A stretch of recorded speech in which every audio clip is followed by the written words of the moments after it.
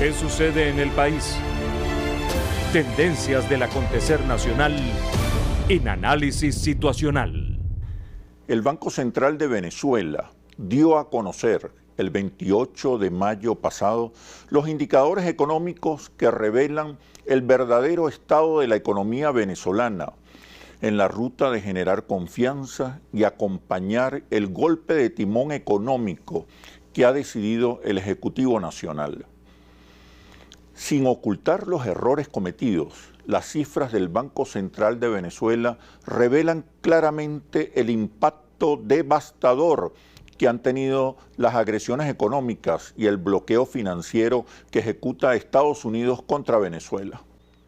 En primer lugar, el incremento del riesgo país. Desde el año 2006, cuando se ubicó en 182 y subió continuamente hasta 6.928 para el año 2018, lo que impidió el acceso al financiamiento y alejó la inversión extranjera, perjudicando principalmente a PDVSA y obligando a reducir las importaciones.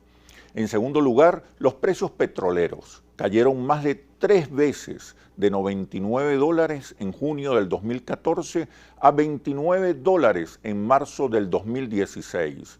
En ese periodo, el país dejó de recibir cerca de 450.000 millones de dólares, es decir, nuestro ingreso se redujo en 230%. El bloqueo financiero imposibilitó cubrir en buena parte la caída del ingreso con capital fresco, afectando la producción petrolera. Y aún así se seguía honrando el pago de la deuda externa.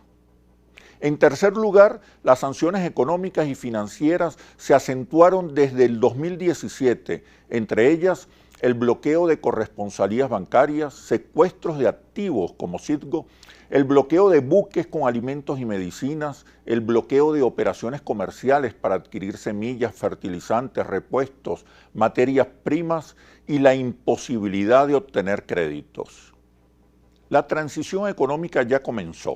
La nueva política económica, iniciada en agosto del año pasado, va en la dirección correcta y comienza a exhibir innegables efectos positivos. En materia de precios, hay una desaceleración de su crecimiento como consecuencia de la implementación del nuevo encaje legal marginal al 100%, que redujo la liquidez monetaria y permitió la consecuente desaceleración de la hiperinflación. Durante 3 meses consecutivos, las variaciones intermensuales han sido menores al 50%. Se espera que a partir de este mes de mayo la economía venezolana salga técnicamente de la hiperinflación. Por otro lado, se ha racionalizado el gasto público sin afectar la inversión social. En materia cambiaria, se revirtió la tendencia del aumento del dólar paralelo y se alcanzó una parcial estabilización. Medidas como el anclaje cambiario demostraron que la reducción de la liquidez monetaria y la restricción del crédito bancario influyen en la fluctuación del cambio no oficial. El control cambiario desaparece. No hay dólares que controlar por la reducción del ingreso en divisas. Tampoco hay fuga de capitales porque no hay recursos que llevarse. Ahora la formación del tipo de cambio pasa netamente a manos de los privados a través de las mesas de cambio. Quedan aún pendientes el diseño e implementación de medidas en materia de política monetaria, seguir avanzando en la política cambiaria, no perder de vista la política fiscal y las reformas tributarias, así como una ineludible alianza con el capital para recuperar el crecimiento económico. El presidente constitucional, Nicolás Maduro, ha decidido dar un contundente golpe de timón en la estrategia económica de la revolución. Culminó la larga etapa de la economía rentista venezolana y termina también el ciclo del socialismo petrolero. Veremos surgir una Venezuela pujante, petrolera sí, pero sin duda posrentista. Solo juntos la haremos posible. ¿Qué sucede en el país?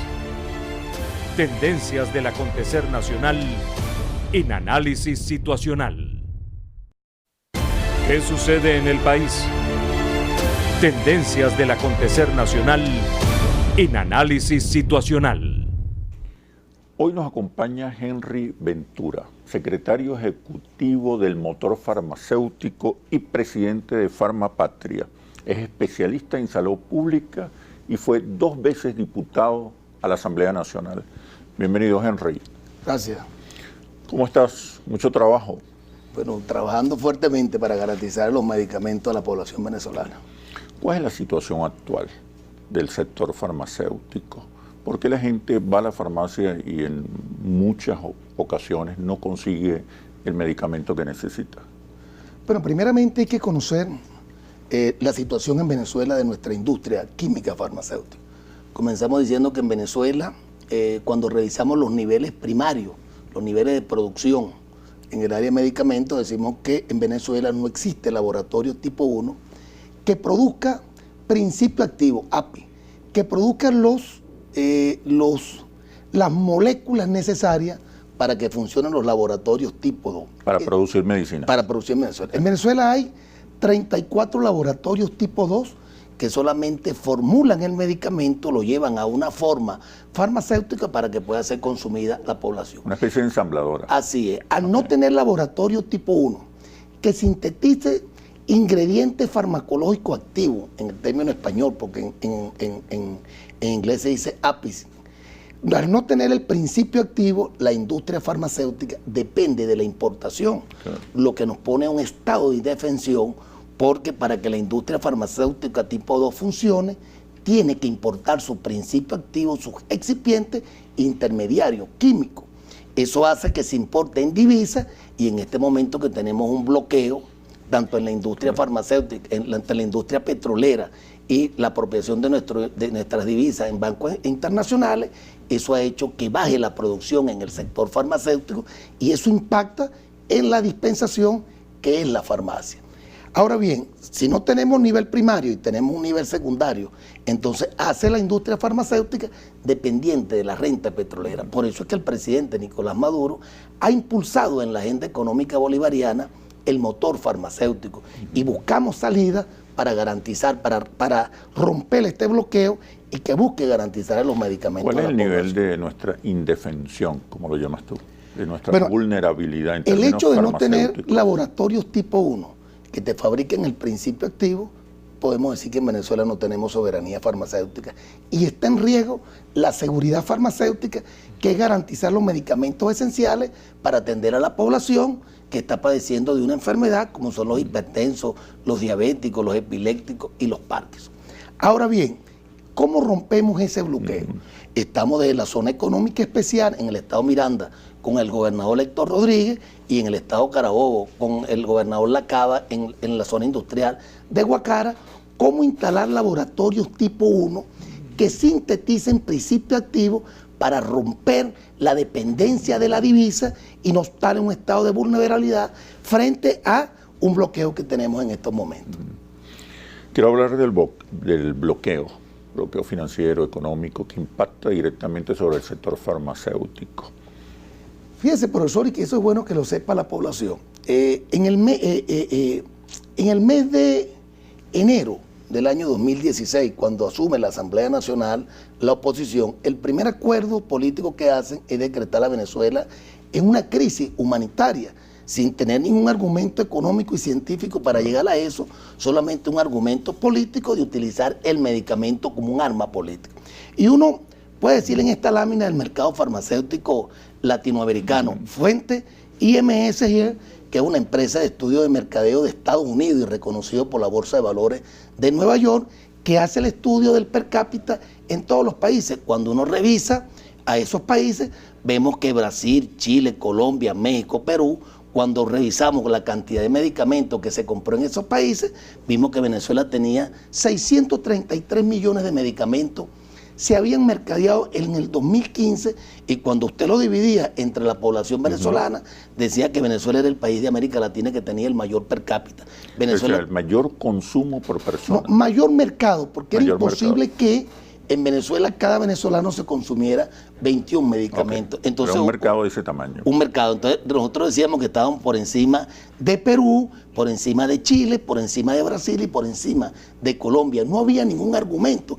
Y es una fuente confiable de una empresa de los Estados Unidos que decía que Venezuela era el país que tenía mayor per cápita en América Latina. Por eso era que la oposición toma el medicamento sin tener ningún argumento científico. Eso es el 2015. En el 2015. La otra es, esta lámina comprueba que era un tema político. En el 2015, cuando Barack Obama decreta a Venezuela como una amenaza inusual, las empresas calificadoras de riesgo dicen que Venezuela tiene un riesgo muy alto y que todas las empresas deben salir de este momento.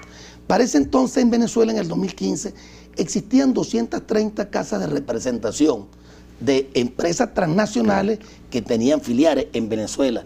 Bueno, esas empresas colocaban el 54% de los medicamentos en Venezuela y habían 58 laboratorios en Venezuela tipo 2 que importaban la materia prima, la maquilaban y colocaban el 44%. Luego en el 2019, cuando hacemos el estudio de mercado, las 230 empresas que fueron las empresas como la Valle, la Novartis, la Merck, la GlaxoSmithKline, que en el país del mundo donde más ganaron recursos fue en Venezuela. En Venezuela, según dice la empresa IMS, que se ganaron más de 11 mil millones de dólares en ventas en Venezuela. Y bueno, en el 2019 tenemos esta característica que las 230 empresas se fueron, nos han dejado un mercado 54% solo, y las empresas que se quedan en Venezuela solamente están fabricando un 14% y de 58 quedaron 34 en laboratorios que se bajaron su producción porque no tenían la materia prima, porque la materia prima es a través de la divisa y la divisa está bloqueada, por lo cual Venezuela tiene en este momento un 86% de escasez de medicamentos, que cuando usted hace el estudio con el sistema anatómico, terapéutico y químico para ver cuál es la molécula que está fallando en el país, vemos que han fallado las moléculas esenciales, que es lo que está impactando en la calidad de vida y en la salud, producto de un bloqueo criminal de Donald Trump y una oposición venezolana que le han negado la divisa, y si no tenemos divisa, entonces la industria farmacéutica no puede funcionar. Sumado que cuando uno hace el estudio de la industria farmacéutica en Venezuela, tenemos líneas de producción, pero solamente las líneas de producción es para fabricar medicamentos sólidos, tabletas, grajeas, cápsulas, y no tenemos líneas de producción para fabricar medicamentos por vía endovenosa, inyectable, ni semisólido, ni crema, como también cuando revisamos la línea de producción, en Venezuela no se fabrica medicamentos oncológicos, no se fabrica medicamentos antirretrovirales, no se fabrica medicamentos hormonales, por eso es que hay una gran escasez de medicamentos de anticonceptivos y medicamentos hormonales ni medicamentos para el Parkinson. ¿Qué estamos haciendo entonces? Bueno, el presidente, a través del motor farmacéutico, hemos venido reuniendo con todos los laboratorios, diciéndole a los laboratorios que están en Venezuela que es la mejor oportunidad que nos ha dado esta crisis. Porque se han ido 230 empresas y nos han dejado un 54% libre del mercado, y las empresas nacionales, los laboratorios, han entendido que deben fabricar, que deben abrir líneas de producción para garantizar los medicamentos. Eso lo pueden hacer. Ya lo están haciendo. Ellos se sienten muy alegres porque ellos también saben que desde la Asamblea Nacional Constituyente nosotros estamos impulsando la soberanía y la seguridad farmacéutica para que produzcamos los medicamentos en Venezuela, articulado con la instalación de laboratorios tipo 1 que fabrican los principios activos con transferencia tecnológica, y podamos ir a la soberanía farmacéutica y la seguridad farmacéutica.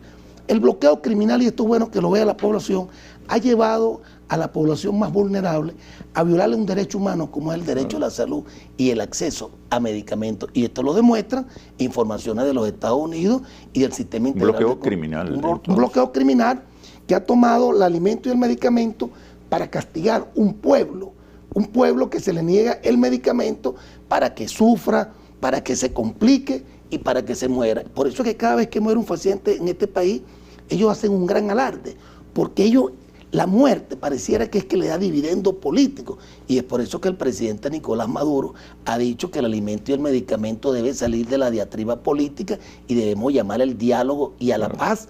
No podemos castigar a un pueblo, no lo podemos poner a sufrir como los niños, como las mujeres embarazadas, como los adultos, bueno, por una intención de querer llegar al poder a través de la violencia y la muerte. ¿Cuáles son los sectores más vulnerables? ¿A quién está afectando más las sanciones económicas en el cerco financiero? Pero me respondes cuando regresemos a los comerciales. Ya venimos. ¿Qué sucede en el país? Tendencias del acontecer nacional en Análisis Situacional. ¿Qué sucede en el país? Tendencias del acontecer nacional en Análisis Situacional. Henry, te preguntaba a qué grupos están afectando más las sanciones y el bloqueo financiero, desde el punto de vista de la situación farmacéutica. Bueno, el bloqueo económico, financiero y comercial, porque primero comenzó económico y después se traslada al financiero cuando nos bloquean todas las cuentas en los bancos, como Novoban en Portugal, como en Japón, como en Inglaterra, que nos toma el oro, y después el comercial, que es que nos impide comercializar con empresas, y eso ha impactado también en la industria farmacéutica alimentaria, porque cada vez que salimos a comprar la materia prima o un producto terminado, inmediatamente tenemos que hacer la transferencia a través de un banco, llaman a la empresa y le dicen que no le venda los medicamentos, los principios activos o los productos terminados. El bloqueo financiero ha impactado en la calidad de vida de todos los venezolanos, en los servicios, en el transporte, en los productos de higiene personal, en el tema de alimentos, en el tema de medicamentos, pero sobre todo a una población a la que ellos van dirigidos. A la extrema pobreza y a la pobreza, que fue un gran logro de la revolución del presidente Chávez y del presidente Nicolás Maduro, que fuimos reconocidos por la Organización de las Naciones Unidas en el Programa de Desarrollo Humano por haber cumplido con la meta del milenio, los objetivos de desarrollo del milenio. Dicen que Venezuela fue uno de los países de América Latina, y lo dice el CEPAL y lo dice Naciones Unidas, que avanzó en sacar la población de la pobreza y de la pobreza extrema, porque a través de la protección social, tanto alimentaria, educativa, de medicamentos, a través de Barrio Adentro, las casas de alimentación, el tema de la vivienda, habíamos mejorado la calidad de vida. Una oposición irracional y criminal, porque no tiene otro nombre, sabe que es la confrontación de dos modelos, porque el modelo socialista que está en la Constitución dice que el ingreso petrolero debe tener una inversión social, y nosotros de los ingresos petroleros el 70% se va para la inversión social, para la alimentación, para alimentos, pero esa inversión social, ese ingreso que tú lo divides en la inversión social, viene del petróleo. Ellos dijeron, si nosotros le bloqueamos el petróleo, como en Sigo, no le permitimos que hagan los bonos, de la deuda para hacer la inversión en las empresas petroleras, no tenemos mantenimiento, cae la producción y eso impacta en la inversión social. Entonces la confrontación de dos modelos, el modelo social de desarrollo económico y social para la calidad de vida, y ellos plantean el modelo de desarrollo económico para el gran capital. Y eso está afectando a la población de la pobreza extrema. Por eso es que el presidente Nicolás Maduro ha hecho el esfuerzo y ha seguido invirtiendo en las bases de emisiones donde están los más pobres. Los niños son los que están sufriendo, sobre todo los niños menores de 1 año y sobre todo de 5 años, los niños, las niñas, los adolescentes, los adultos mayores, que se les está negando el derecho al acceso. Hay unas enfermedades que no han podido ser atendidas por como consecuencia del bloqueo. Todas, porque recuérdate que el tema es que la industria farmacéutica es dependiente de la renta petrolera. Y si no tienes la renta petrolera, es la que te da las divisas, y si tú no tienes divisas, un 98%, que es la de insumos que depende de la industria. Entonces, ¿a quién estamos afectando? A los niños, niñas, adolescentes, a los adultos mayores, a las mujeres embarazadas. Por eso es que cuando tú revisas los indicadores de mortalidad infantil y mortalidad materna, que éramos los mejores de América Latina, ha ido subiendo la mortalidad en ese tema, producto de un bloqueo que tiene nombre y apellido. Pero hay que analizar también esto. Ellos dicen que la responsabilidad, el culpable de que en este país no haya medicamentos, y no haya alimentos, y no haya transporte, es el presidente Nicolás Maduro. Y desde el motor farmacéutico nosotros hemos hecho una investigación en el primer periodo del presidente Nicolás Maduro, y hemos tomado 2 momentos.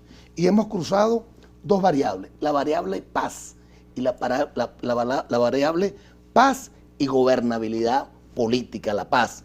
Siempre ha habido una gobernabilidad política, pero entonces decimos, en el primer periodo del presidente Nicolás Maduro, entre el 2013 y el 2015, este primer momento, la primera etapa del presidente del 2013 al 2015, el presidente Nicolás Maduro seguía con la inversión social y cada venezolano tenía la posibilidad de obtener anualmente 23 medicamentos. Eso sucedió en el año 2013, 23 medicamentos por persona, en el 2014, 23 por persona y en el 2015, 21 por persona. Luego que llega a la Asamblea Nacional a la oposición, por primera vez en la historia de Venezuela, llega la industria transnacional, la industria química farmacéutica, a tener diputados como lo había hecho en otros. Había 6 diputados que habían, el diputado José Manuel Olivares, que es representante de La Roche, el diputado Miguel Pizarro, que es del mundo farmacéutico en Venezuela, el diputado Mantilla, que es de la industria farmacéutico del Estado, que fue gobernador del Estado Apure, y tres representantes más. Por eso es que el que presenta la ley en la Asamblea Nacional es José Manuel Olivares y Miguel Pizarro. José Manuel Olivares, que era oncólogo, y Miguel Pizarro, que viene del mundo farmacéutico, son los que presentan la propuesta en abril del 2016 de una ley especial para la ayuda humanitaria. Y uno dice, pero ¿bajo qué argumento? Porque en la primera etapa del primer gobierno, del 2013 al 2015, cada venezolano tenía el per cápita más alto de América Latina. Luego, cuando ellos llegan a la Asamblea Nacional, que viene el bloqueo financiero, que viene el saboteo, el decreto de Obama. Decreto Obama, que hace que las empresas calificadoras de riesgo le dice a las empresas transnacionales que se vayan. Bueno, comenzamos a tener una caída y entonces en el 2016 tenemos 11 medicamentos por persona y en el 2017 9 medicamentos y en el 2018 terminamos con 5 medicamentos por persona. Contra más de 20 en el 2015. Caímos del 2015 que teníamos 21 medicamentos por persona. Teníamos medicamentos de alto costo para las personas que tenían cáncer, iban al Seguro Social y conseguían los medicamentos oncológicos. Teníamos todos los insumos médico-quirúrgicos, teníamos 19 centros de radioterapia, teníamos los medicamentos antirretrovirales, teníamos los medicamentos. Un medicamento importante para disminuir la mortalidad neonatal es el surfactante pulmonar. Bueno, lo desaparecieron, lo bloquearon, porque vinieron y bloquearon las divisas, pero le dieron a todas las empresas que nos vendían medicamentos. Entonces, bueno, aquí está esta lámina que demuestra cómo el gobierno del presidente Nicolás Maduro, cuando había un tema de paz, bueno, había la inversión social. Luego vino el saboteo y esto tiene que tenerlo un responsable. Esto ha traído como consecuencia que no podamos atender 7 millones, a pesar de todos los esfuerzos que estamos haciendo. Porque también tenemos que decir... ¿Qué se está haciendo? ¿Qué estamos haciendo? Desde el motor farmacéutico, que es la instrucción del presidente Nicolás Maduro. Nos hemos reunido con los 34 laboratorios que se han quedado en Venezuela. Le hemos dicho que el gobierno nacional los va a acompañar para que produzcan en Venezuela, los vamos a seguir protegiendo. Le estamos diciendo que tienen que abrir nuevas líneas de producción.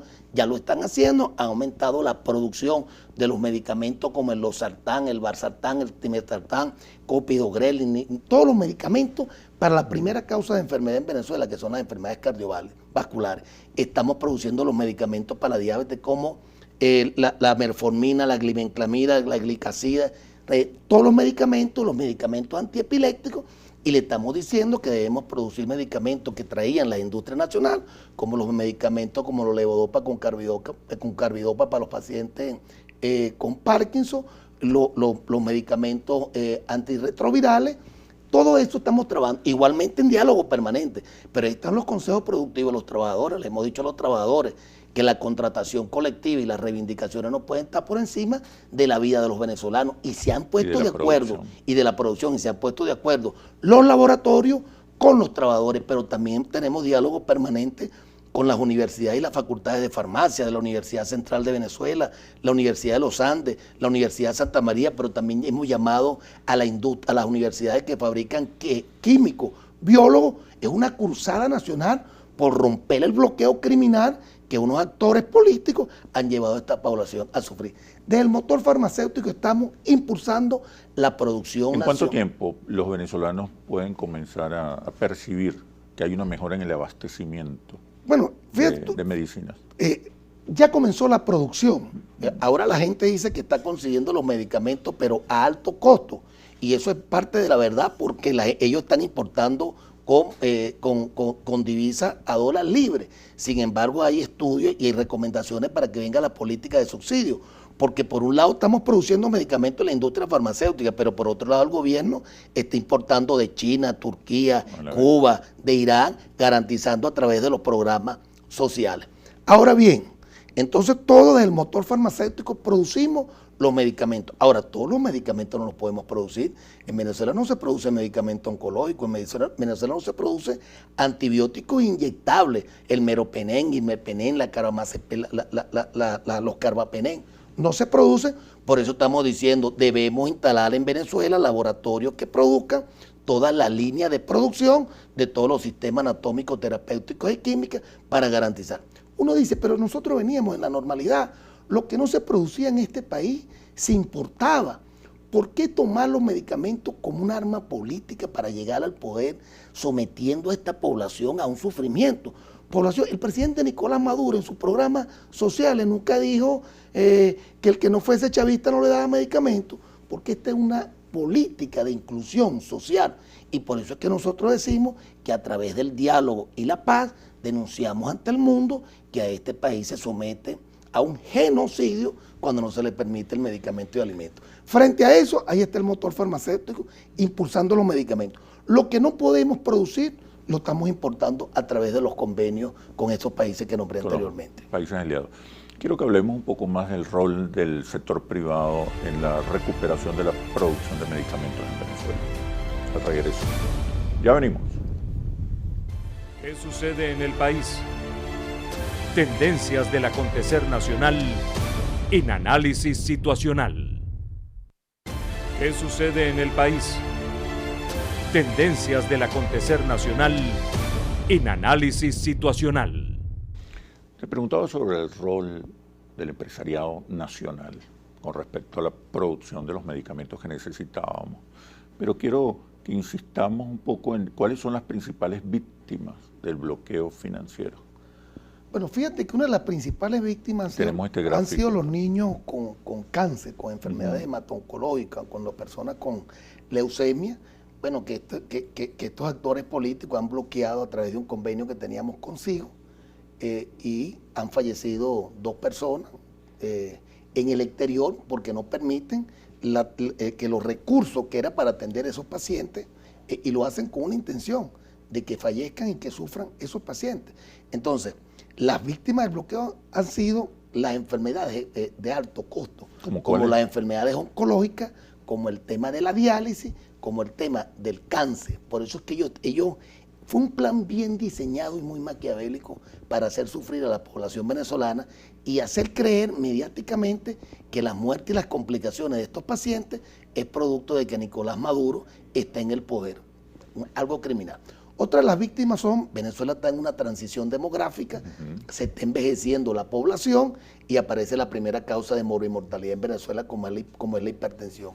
Más de 7 millones de hipertensos tenemos que garantizarle el tratamiento, que se lo estamos garantizando en Venezuela porque en Venezuela los laboratorios sí producen la mayoría de terapias cardiovasculares. Son más de 7 millones. La segunda causa de morbimortalidad en Venezuela son las enfermedades oncológicas. Más de 65.315 pacientes necesitan quimioterapia, radioterapia o tratamiento quirúrgico y el gobierno nacional está buscando, haciendo todos los esfuerzos porque estamos atendiendo, a pesar del bloqueo, que estamos rompiendo y garantizando los medicamentos.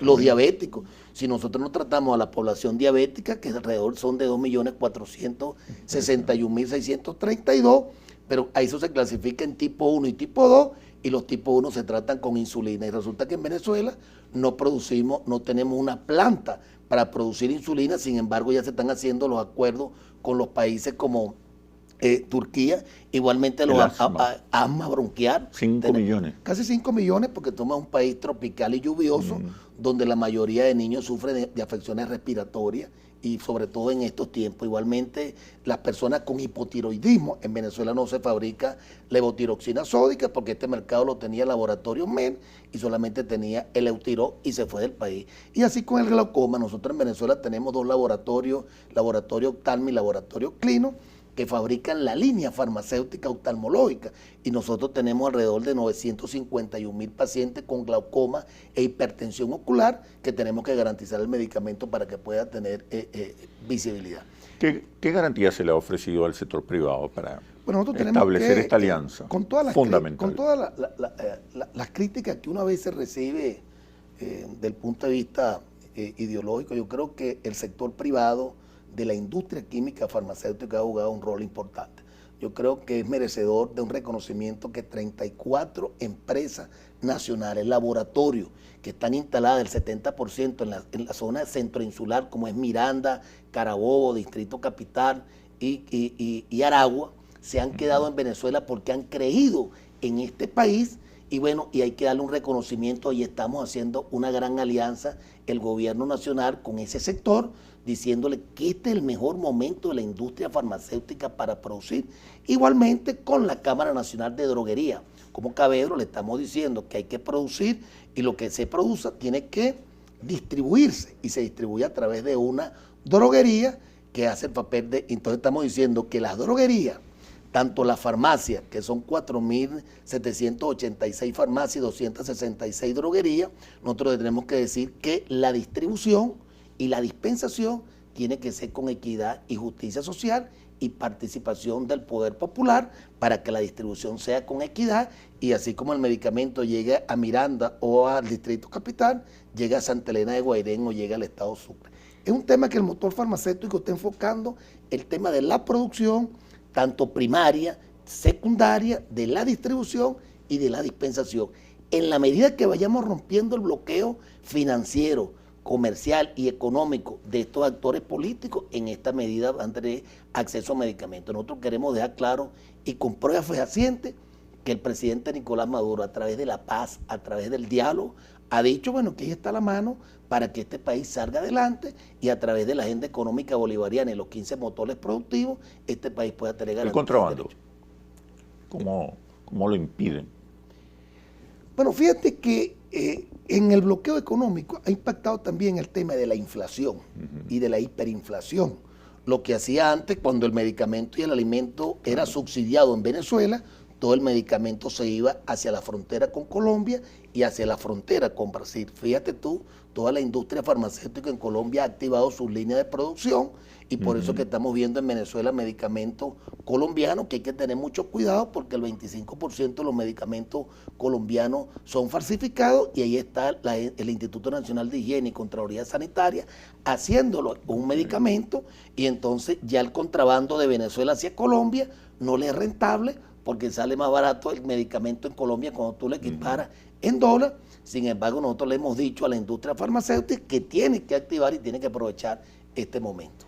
Los convenios para la producción de medicamentos con la India, Palestina, Irán, China, ¿en qué nos beneficia? Bueno, fíjate que los medicamentos se obtienen en este país a través de los programas sociales, a través de Barrio Adentro, a través del Ministerio de Salud, del Seguro Social y del IPAME, y se obtiene a través de pagarlo en una farmacia. Cuando nosotros hacemos el estudio de la industria farmacéutica, vemos que la mayoría de materia prima, de los principios activos que compraba la industria farmacéutica tipo 2 en Venezuela, lo compraba en Francia, Estados Unidos, en Europa. Nosotros nos hemos entendido con ellos y le hemos dicho que tienen que migrar en vista del bloqueo criminal, que hay que migrar hacia la India, hacia China, hacia Turquía, hacia Irán, para comprar materia prima para que se siga produciendo en Venezuela. Lo ideal, profesor, sería instalar en Venezuela laboratorios tipo 1. Que se está haciendo. Que se está haciendo en la zona económica especial y hay que hacer un reconocimiento al gobernador Héctor Rodríguez que estamos impulsando la zona económica especial para que da garantías y facilidades para la producción y protege la inversión privada. Producir en Venezuela con la gasolina barata, con la mano de obra barata, es rentable y con la ubicación geopolítica para inmigrar a todos los países de América Latina, porque solamente en Brasil hay un solo laboratorio, tipo 1, creo que México tiene uno. Yo creo que están dadas todas las condiciones para un reimpulso de la industria farmacéutica y garantizar los medicamentos. Ahora bien, vuelvo a insistir, todos veníamos con una normalidad y alguien tiene que ser responsable de la escasez de medicamentos. La gente cuando vaya a los hospitales, cuando vaya a la farmacia y no consigue el medicamento, se debe preguntar por qué antes del 2015 yo conseguía el medicamento, y eso tiene un responsable. Del 2013 al 2019 hay un responsable que había medicamento en Venezuela, y es el presidente Nicolás Maduro, que garantizaba 23 medicamentos por persona. Después del 2006, que bajó el per cápita de medicamentos, que llegó a 5, también tiene un responsable. 2018. Del 2015 al 2018 y al 2019 tiene un responsable, y esos responsables tienen rostro. Y para ir diciéndote lo siguiente, ellos no están interesados. Ellos saben que ellos no pueden gobernar con esta constitución. Ellos, si el presidente Nicolás Maduro mañana dijera que vamos a unas elecciones, que vamos a cambiar el CNE, no lo van a hacer. Porque ellos quieren destruir este país, que este país sufra, porque ya tienen en el Fondo Monetario Internacional un préstamo de 70.000 millones de dólares que van a tener que justificarlo cómo lo va a gastar.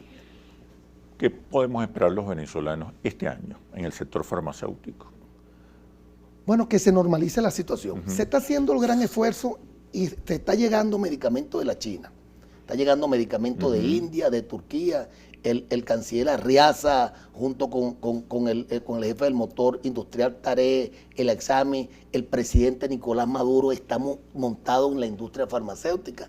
Ya comienzan a aparecer algunos medicamentos en el área cardiovascular, en el área de la diabetes, de la epilepsia. Ya aparece el ácido valproico, la carbamazepina, la motrillina. Estamos importando las insulinas, las inmunoglobulinas, que la estamos produciendo en Venezuela. Estamos haciendo un gran esfuerzo, pero mientras que nosotros hacemos un esfuerzo, ellos hacen un esfuerzo en el bloqueo criminal para que la gente sufra.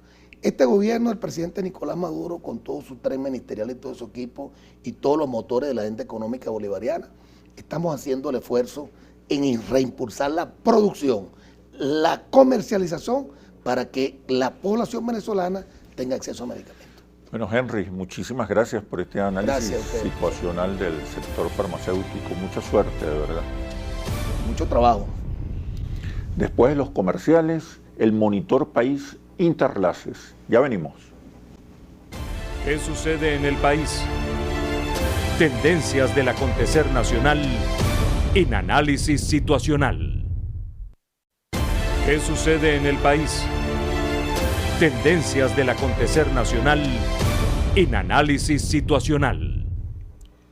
El más reciente Monitor País de Interlaces, correspondiente al pasado mes de mayo, evalúa en uno de sus capítulos la opinión de los venezolanos acerca de los principales líderes de oposición. Estos son los resultados. 82% de los venezolanos tiene una opinión desfavorable de Julio Borges. 77% tiene una opinión desfavorable de Henry Ramos Ayud. 75% tiene una opinión desfavorable de Enrique Capriles. 64% tiene una opinión desfavorable de Leopoldo López. 57% tiene una opinión desfavorable de Juan Guaidó. 57% tiene una opinión desfavorable de María Corina Machado. 77% de los venezolanos está en desacuerdo con las sanciones económicas y financieras que aplica Estados Unidos contra Venezuela para sacar al presidente Maduro del poder. 86% está en desacuerdo con una intervención militar internacional en Venezuela para derrocar al presidente Maduro. 79% está de acuerdo con que se reinicie el diálogo entre el gobierno nacional y la oposición.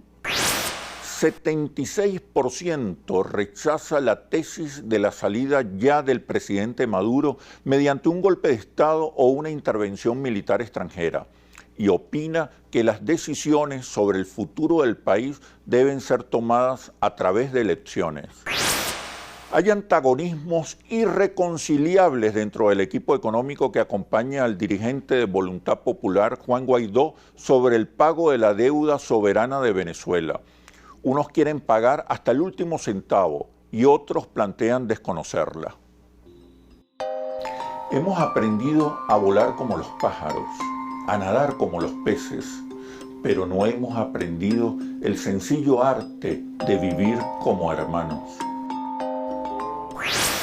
Venezuela es de todos y la construimos entre todos. Todos somos la solución.